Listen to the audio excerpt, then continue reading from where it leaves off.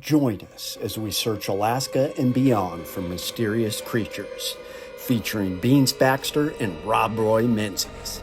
This is the Alaska Bigfoot Studies.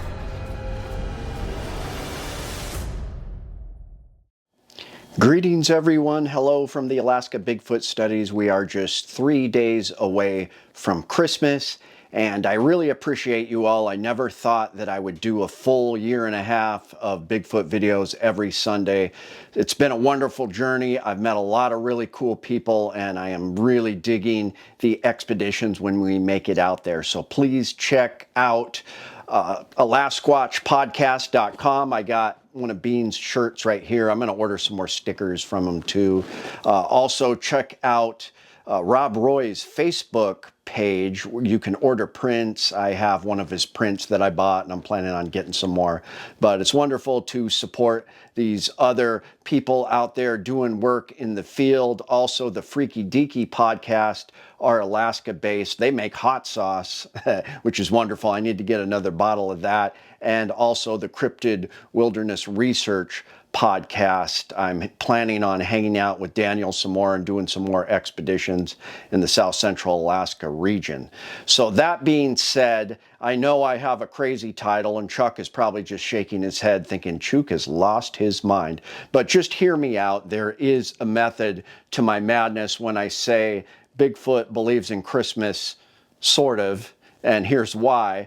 But let's check in with Beans, and he's kind of, I told him about what my idea was, so he's got some thoughts on that. So I think Chuke brings up a really good topic of conversation here in asking, does Bigfoot celebrate Christmas, or is he aware of the winter solstice? And I think the answer is probably a resounding probably. To remain as hidden and in the shadows for as long as Bigfoot has, I think they probably are masters of their domain. I mean, they absolutely know the outdoors like the back of their hand. Their territory, they probably know better than you know your house. So to think that they're aware of subtle changes in the weather, the atmosphere, things like that, I don't even think it's a question. I think it's more of a obvious fact. You know, there's all kinds of anecdotes and stories where you can point to domesticated and wild animals reacting to natural disasters, changes in the weather, things like that.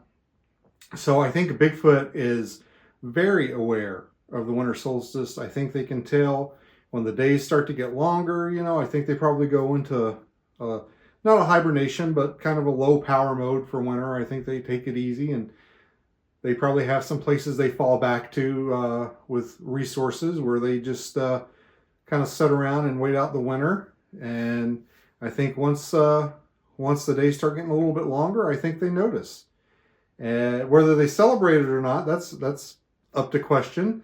I think they probably do feel a little bit of a maybe sense of relief or something once they realize that things are warming up, sun's coming out for longer, things like that. If you look back on human history and primitive humans, you know, all of our holidays revolve around the changing of the seasons, solstices, things like that, fall harvest, winter solstice, the spring solstice or spring, Easter, Ishtar, all that.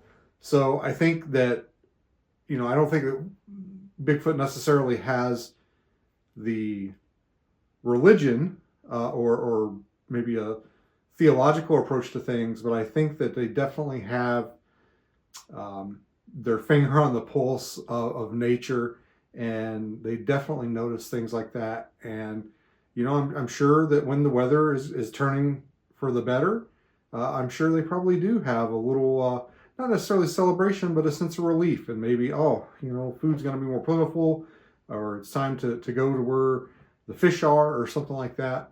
So I don't know, maybe Bigfoot is up there right now on a mountain somewhere looking out at the sky and thinking, yep, we're going to start gaining daylight. So maybe Bigfoot knows it's Christmas. So when I talk about Bigfoot believing in Christmas, obviously I'm not talking about Santa.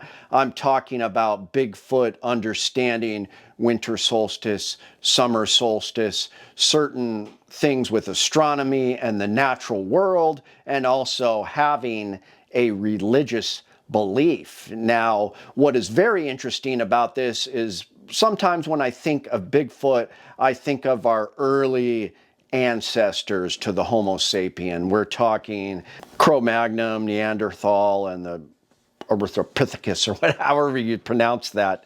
But those guys are much different than Bigfoot, and I don't believe Bigfoot is like a Cro-Magnon that just broke away and hid in the woods and has, been hiding for hundreds of thousands, tens of thousands of years, because all of the fossil records of those hominids we find, they're all pretty short. They're shorter than your average human, but there could be some relation there. I mean, obviously, it is some kind of cross between ape and man.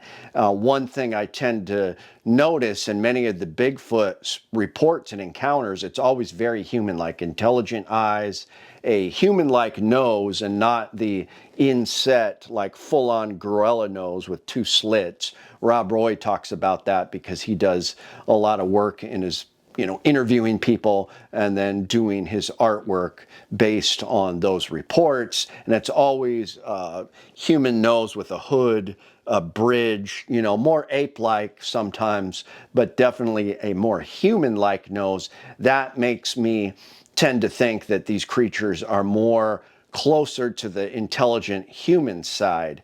Now, the Cro-Magnon and all those animals, the Neanderthal, those hominids, there's been a lot of work done with archaeology and those types of studies of, ancient people. And the belief before was that these creatures did not have any kind of, they were just basically animals surviving, barely learning how to use rudimentary tools. And they didn't have any kind of rituals or religion at all. That tune is changing according to all the modern scientists. A lot of it has to do with burial sites that they found in France and these caves and in certain parts of Europe where there was some kind of ceremony going on. The most significant one was when they were buried with tools, because they had put thought into it, and there was some kind of religious ceremony whether they were honoring ancestors, if they believed in gods, if they believed in one god.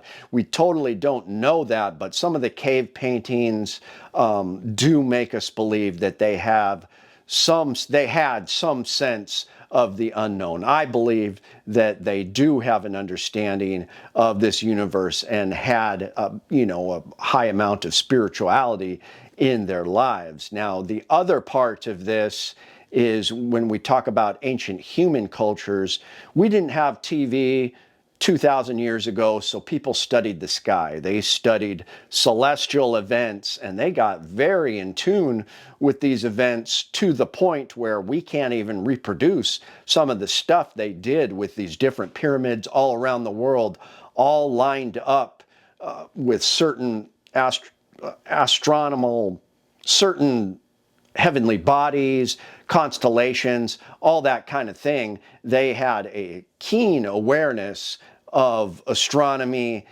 seasons, days, calendars. It was pretty uncanny how much they knew about astronomy and the way the world worked. They knew about solstice, and then, of course, their religious rites were part of summer and winter solstice and all of those things. So I do believe that Bigfoot is extremely intelligent, way more intelligent than Neanderthals and Australopithecus and all that. So it does have a sense of when the seasons are changing, probably the longest and shortest day of the year. And I believe it does have some kind of spiritual connection. Now, I am starting to look at some of the studies that have to do with the Anunnaki and the ancient Sumerian texts, as well as the idea of the fallen angels, you know, having relations with human women and making these huge beasts that it coincides with some of the reports we get about Sasquatch. Now, I don't think all Sasquatch are part of this Nephilim tribe. I think some could be, absolutely, but I don't necessarily think just because they had some ancestors that were Nephilim that they are an innately evil creature. Now, some of them are very dangerous and will hurt you, especially here in Alaska, as we have the Port Chatham reports and that kind of thing. There are some really angry, hostile Sasquatch out there that you don't want to encounter, whereas in, say, Northern California, even though they do terrify people at times, they're not just going around killing, at least most of the time, like they have up here.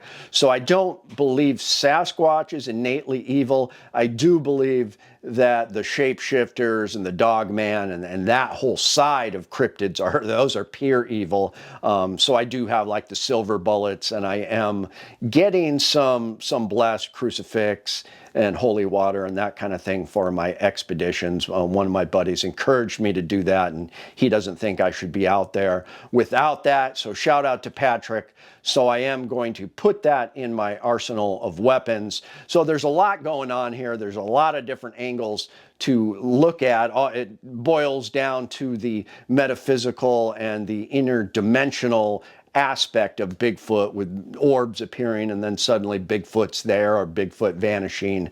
All these strange encounters. You know, a small percentage of your regular Bigfoot encounters really has some weird paranormal aspect to it. So I do think something is going on there, especially with all the tribal stories we hear from indigenous peoples in North America. So that being said, there's a couple different angles I'm taking here. I do believe that Bigfoot has some sense of spirituality, some connection to the spiritual world.